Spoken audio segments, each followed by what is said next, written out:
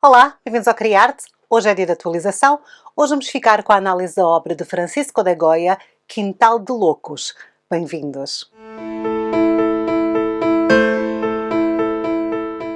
Olá, bem-vindos ao Criarte. O meu nome é Sara. Hoje é dia de atualização no nosso canal. Hoje vamos ficar com a análise de mais uma obra de Goya. Nós não paramos de analisar Goya porque eu sou apaixonada por ele.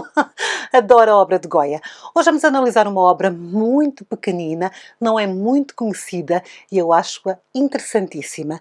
Hoje vamos analisar esta obra. Esta é a obra O Quintal de Loucos, uma obra de 1794. É uma pequena pintura a óleo sobre chapa de metal concluída pelo artista espanhol Francisco de Goya entre 1793 e 1794. Goya disse que a pintura foi baseada em cenas de instituições que ele testemunhou enquanto jovem em Saragossa. Neste canal nós analisamos a obra que tem mais a ver com a relação da vida pessoal de Goya, que foi a Duquesa d'Alba. Analisámos um cartão, um cartoon, uma obra que ele fez como estudo para uma tapeçaria. Analisámos o 3 de maio de 1808, que é a sua obra-prima que fala acerca da guerra. Portanto, eu queria vos trazer uma obra que assinala a passagem deste pintor genial para o final da sua vida. Esta obra foi realizada pouco antes da fase em que o Goya pintou as pinturas negras. E ele está aqui com alguns problemas de saúde, a vida dele está a mudar e eu queria vos trazer esta obra que mostra esta diferença na sua atitude perante a vida. O Quintal de Loucos foi pintado na época em que a surdez e o medo da doença mental de Goya estavam a desenvolver-se e ele estava cada vez mais a reclamar da sua saúde e também cada vez mais recolhido dentro da sua própria imaginação. Um diagnóstico de um médico da altura dizia acerca de Goya: os ruídos em sua cabeça e a surdez não estão melhorando, mas sua visão é muito melhor e ele está de volta ao controle do seu equilíbrio. A verdade é que nós não temos um diagnóstico preciso acerca do que aconteceu com Goya. Sabemos que ele foi vítima de uma doença e acabou por ficar surdo e sabemos que, na final assim da sua vida, ele pintou os seus quadros negros, que são as obras em que ele estava completamente livre para fazer o que queria e que são obras que são assim a quilómetros de distância daquilo que nós estávamos habituados a associar ao Goya, enquanto pintor do belo, enquanto pintor da corte, enquanto pintor político, não é? Ele vai ali para algo muito mais que tem a ver com a luta contra os seus demónios e com um mundo muito mais escuro, daí o nome das pinturas, pinturas negras, pelo sujeito e pelas cores que ele usava.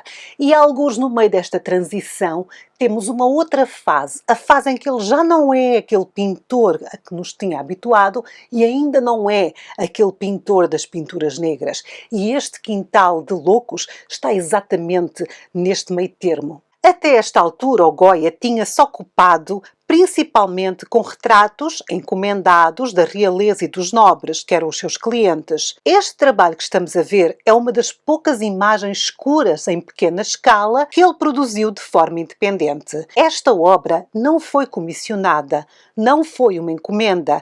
Pelo que sabemos, esta obra foi uma das suas primeiras pinturas de armário, ou imagem de armário, também conhecidas como obras de gabinete. São um estilo de pintura em que normalmente as obras são extremamente poderosas e extremamente pequenas. O termo é especialmente usado para pinturas que mostram figuras ou paisagens de corpo inteiro numa escala pequena, em vez de uma cabeça ou outro objeto pintado quase em tamanho real. Tais pinturas são feitas com muita precisão, com um grau enorme de finalização. Esta obra de Goya foi realizada em meados da década de 90. É resultado da busca interior pela beleza ideal que deu lugar a uma análise da relação entre o naturalismo e a fantasia. Esta foi uma busca que o acompanhou pelo resto da sua carreira. Em 1794, Goya estava a passar por um colapso nervoso. Ele estava com muito medo de desenvolver uma doença mental, ele estava surdo, ele estava a ser perseguido pela Inquisição, estava com muitos problemas de saúde e estava com muito medo de desenvolver uma doença mental. Alguma coisa ele sentia dentro dele que não estava bem. E tinha mais medo ainda de ser levado para uma destas casas onde se onde se guardavam os loucos, porque eles não eram tratados, eram armazenados ali. Talvez isso seja o que levou a pintar esta obra. Ele passou por um colapso nervoso em 1794, entrou num estado de doença física prolongada e admitiu que esta obra ajudou a refletir as suas dúvidas, ansiedades e medos pelo facto de se sentir enlouquecer. Goya escreveu que as obras serviam para ocupar a minha imaginação atormentada, como é pela contemplação dos meus sofrimentos. Ele disse também, esta série de pinturas que ele fez consistia em imagens que normalmente não encontram lugar em obras encomendadas. Estão a perceber? Estamos a passar daquela fase em que ele pintava os retratos para a corte, em que fazia as tapeçarias, para aquela fase em que ele não queria comissões, ele queria pintar livremente. Esta é uma obra muito pequena, de uma série de obras muito pequenas que ele fez, onde ele se exprime. Portanto, isto é olhar para a alma do pintor. Ele está, talvez pela primeira vez na sua carreira, a ser livre. Esta obra, Quintal de Loucos, marca um ponto na carreira de Goya em que ele passa de um mundo em que não há sombras para um mundo em que não há luz. O trabalho é frequentemente comparado ao Casa de Loucos, que é uma obra muito mais madura, mas igualmente sombria, realizada entre 1812 e 1819. Se quiserem, eu também a posso analisar. É uma das minhas obras preferidas de Goya. Também gosto muito, muito dela. A Casa de Loucos. Não confundir com o Quintal de Loucos. Na verdade, Quintal de Loucos é um título que eu escolhi porque há dois ou três títulos oficiais. É muito conhecida como Curral de Loucos, mas eu achei que curral era uma expressão espanhola que significa quintal, porque em alguns livros portugueses chamam-lhe quintal, noutros chamam curral. Não há consenso. Portanto, quando se fala em Quintal de Loucos, é o mesmo que Curral de Loucos. Casa de Loucos é uma obra diferente, maior e posterior. Deixem nos comentários, se quiserem eu analiso. Esta obra, Quintal de Loucos, tem sido descrita como uma visão sombria de corpos humanos sem razão humana, como uma das visões profundamente perturbadoras do sofrimento de Goya. Esta é uma obra que marca a sua progressão de um retratista para um artista que perseguia apenas a sua visão sombria e implacável da humanidade. Situada no manicômio, o Quintal de Loucos foi pintada em um momento em que tais instituições eram, de acordo com o crítico de arte Robert Hughes, nada mais do que buracos na superfície social, pequenas lixeiras, nas quais o psicótico poderia ser julgado sem a menor tentativa de descobrir, classificar ou tratar a natureza da sua doença. Esta obra de Goya é muito dura, mostrando presos algemados, cercados por paredes altas e um arco de pedra pesado. Os presos discutem, sorriem ou amontoam-se em desespero, todos banhados por uma luz cinza e verde, uma luz muito opressiva. O trabalho destaca-se como uma visão horrível e imaginária de solidão, de medo e, principalmente, de alienação social. Numa carta de 1794 ao seu amigo Bernardo da Arte, Goya escreveu que a pintura mostra um quintal com lunáticos e dois deles lutando completamente nus enquanto o seu guardião lhes bate, e outros em sacos. É uma cena que testemunhei em Saragossa. Outro elemento que nos ajuda a identificar a localização da ação é o facto que nenhum dos presos parece estar acorrentado. Enquanto muitas representações de asilos apresentam indivíduos algemados a camas, paredes e pisos, Goya deixa esse detalhe de fora. No entanto, esse desrespeito ao símbolo popular da prisão não é omitido por preguiça ou por ignorância da parte de Goya, mas na verdade representa uma prática revolucionária no asilo espanhol modelo. Existe uma ideia moderna de tratar as pessoas com mais decência, então os asilos de loucos, ou o Quintal de Loucos em Espanha, na época de Goya, orgulhava-se muito de não algemar as pessoas. Só os deixavam lá. Mas algemar já não algemavam, já é alguma coisa. Os pacientes da instituição nunca foram contidos com correntes ou algemas e no máximo foram simplesmente forçados a usar jaquetas conforme descrito pelo lunático no primeiro plano esquerdo. A última evidência proeminente que coloca o Quintal de Loucos no asilo de Saragossa é a fantasia usada por um dos presos. O homem que se afasta do espectador está vestido de uma maneira diferente da maioria das figuras que estão vestidas de sacos ou não têm roupa. Sob inspeção minuciosa, o uniforme usado por este indivíduo pode ser reconhecido através do corte e da cor como libreia. A libreia é uma roupa que identificava os doentes menos perigosos dos asilos. Portanto, aqueles com que os guardas tinham que se preocupar menos, não geravam confusão, tinham direito a esta roupa. Apesar do elogio recebido pelo Asilo de Saragossa como inovador e progressista, Goya está-nos a retratar aqui um ambiente com uma luz escura, um ambiente úmido, um ambiente extremamente negativo. Com as informações factuais sobre a pintura deixadas de lado, agora é importante nós concentrarmos no real significado desta obra. O que é que o Goya nos quer dizer? Geralmente, esta obra é interpretada como uma denúncia ao tratamento punitivo generalizado dos doentes mentais que eram confinados como criminosos, colocados com algemas de ferro e rotineiramente submetidos a punições físicas. Aqui, os pacientes estão quietos, observando, estão sentados, estão lutando, estão fazendo caretas, estão sendo disciplinados. No topo da tela desaparece com a luz do sol, destacando-se a cena do pesadelo abaixo. Como um dos objetivos essenciais do Iluminismo era reformar as prisões e asilos, um assunto encontrado nos escritos de Voltaire e outros, a condenação da brutalidade contra os prisioneiros, sejam criminosos ou insanos,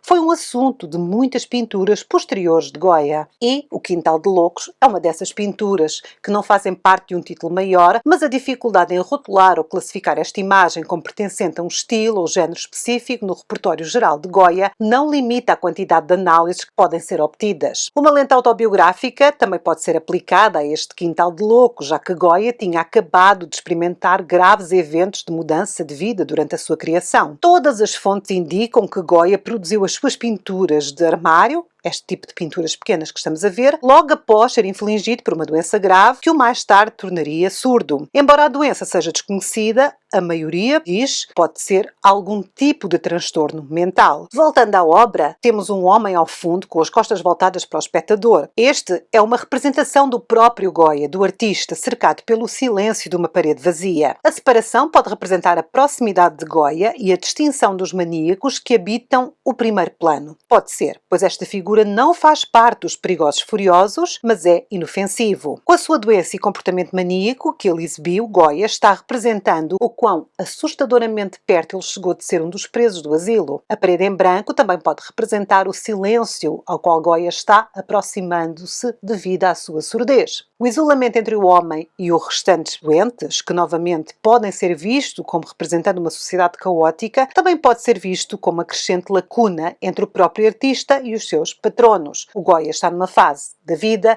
em que não quer trabalhar por comissão.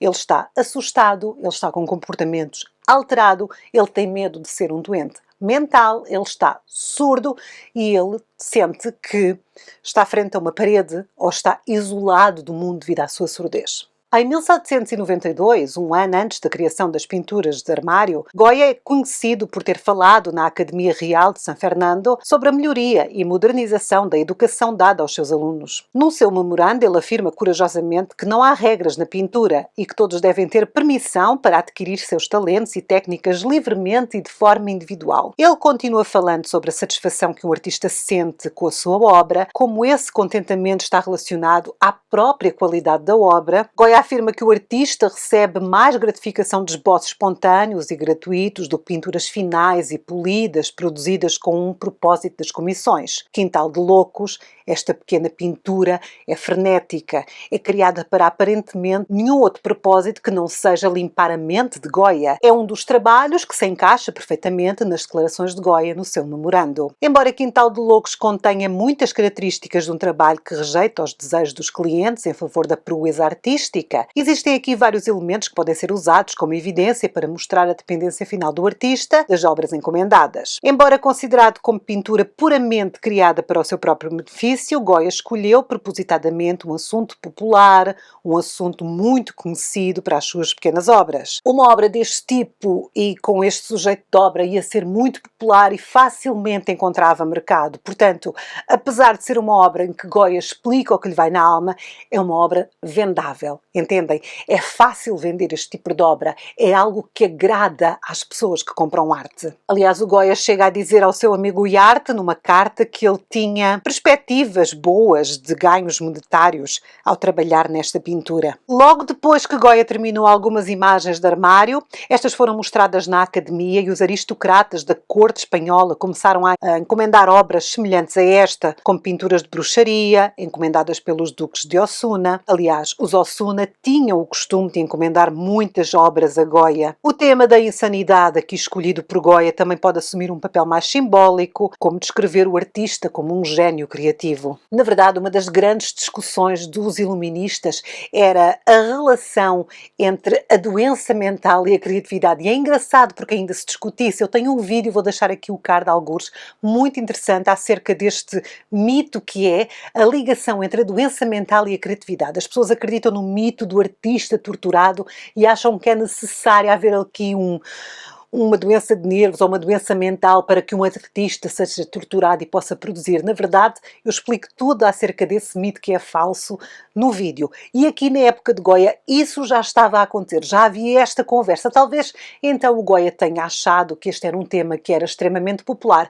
E era, porque ele tinha realmente compradores para este tipo de obra. Na carreira de Goya, especialmente depois da sua doença, muitas das imagens que ele produziu, especificamente a série Caprichos, concentram-se nos temas da imaginação, do intelecto e também da insanidade. Tendo sido pintada diretamente após a sua batalha interna e física, o Quintal de Loucos pode ser visto como o primeiro de uma linha de retratos autobiográficos em que Goya talvez fale da sua experiência maníaca, mas também falo da sua criatividade fértil. As interpretações diferentes e talvez contraditórias impostas ao Quintal de Loucos deixam uma coisa clara. O retrato de Goya, nas franjas da sociedade, é visto como um importante e instantâneo retrato da época. A pintura estava ausente da vista do público desde a sua venda privada em 1922. Hoje já pode ser vista pelo público no museu em Dallas, o Museu Medius Museum, tendo sido doada pelo próprio Medius em 1967. Portanto, desde os anos 60 que podemos ver esta obra ao vivo, ela foi privada. Estão a perceber? Eu achei interessante trazer esta obra porque ela marca aqui uma passagem para outra coisa. Antes de chegar às pinturas negras, o Goya já falava connosco acerca da sua insanidade ou do medo que ele tinha da sua insanidade, porque ele nunca foi diagnosticado e nunca foi insano, pelo que eu sei, mas já fala muito da sua vida interior e já fala muito connosco acerca da vontade que ele tinha de se libertar das comissões, de ser um pintor livre. Nós nunca somos completamente livres e às vezes ficamos a pensar se um pintor tivesse os meios para fazer exatamente o que queria, não tivesse preocupado com a pressão de vender, com a pressão do que o mercado quer, com o patrono, com a comissão, com o museu, com a galeria, o que é que ele realmente nos podia mostrar? Porque não se enganem, muitas das obras não são 100% a escolha do artista. Há uma comissão, quem paga manda. É o que normalmente acontece e aconteceu sempre ao longo da história. Primeiro era a igreja, que encomendava as obras, depois passaram a ser os aristocratas ricos, depois passaram a ser os reis, depois passaram a ser os burgueses ricos, depois do barroco. Portanto, há sempre alguém a pagar e quem quando se paga quer-se uma coisa, ou quer-se outra, ou quer-se ficar uma pessoa mais bonita, ou mais gorda, ou mais baixa, ou mais alto. Enfim, quando um pintor é livre, o que é que ele nos oferece? São muito poucos aqueles que enriqueceram em vida, que se podem dar ao luxo de fazer o que querem. O Goya, no final da sua vida, fez, e nós, para a próxima semana, vamos então analisar as suas pinturas negras. Há quem goste, há quem não goste, eu sou obcecada, adoro.